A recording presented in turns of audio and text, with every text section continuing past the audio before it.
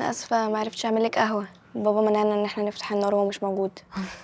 وهذا الصح اصلا، وبالعكس العصير وايد حلو. مش احنا اللي عاملينه، احنا اللي مشتريينه. كده عيب بالك انت. ربي يحفظكم. انزين، هو بابا راح يتاخر؟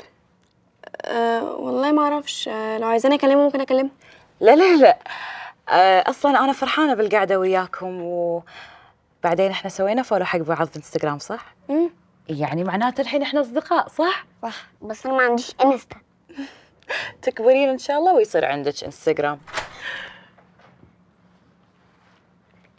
بابا جه، بابا جه، بابا جه. ده انت صاحبتك هنا صح، وصاحبتي يوسف، ونينا اديتها من العصير بتاعي.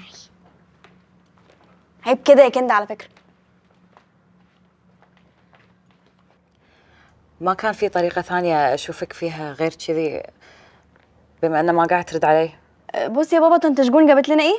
هذه اشياء بسيطه، وبعدين انا مديونه لكم اياها من وقت يوسف الله يرحمه. خشوا اوضتكم. تصبحوا على خير.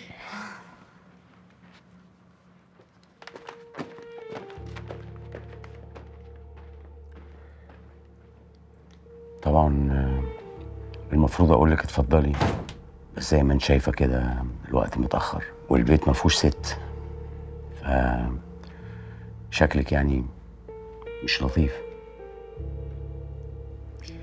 ترى انا ناطرتك من زمان، وبعدين ما كنت ابي ادش، بس لينا صممت وقامت بالواجب. ذوق على ابوها ما شاء الله. لا مش على ابوها، طلع على امها الله يرحمها.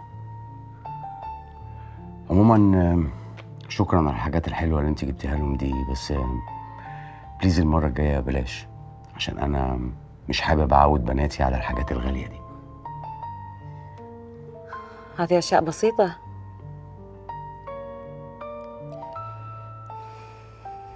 عيل استاذن انا.